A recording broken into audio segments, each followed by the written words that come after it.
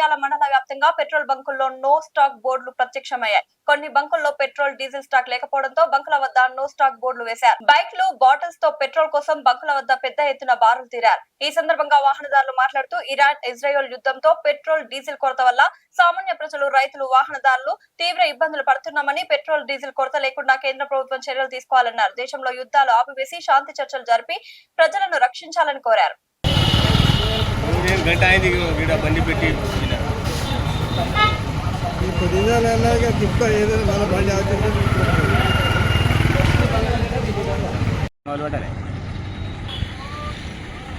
ఈ central government Cheriyal మండల్లో చాలా పెట్రోల్ కోసం జనాలు చాలా అవస్థపడుతున్నారు.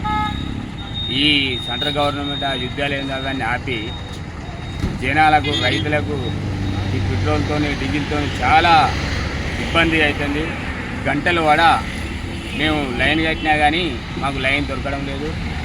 మీరు మాకు ఈ రైతులకు కానీ, ఈ సామాన్య ప్రజలకు కానీ చాలా ఇబ్బంది అవుతుంది. ఈ సెంట్రల్ గవర్నమెంట్ మీరు ఈ యుద్ధాలైన అవి ఆపి మీరు అది చేయాలని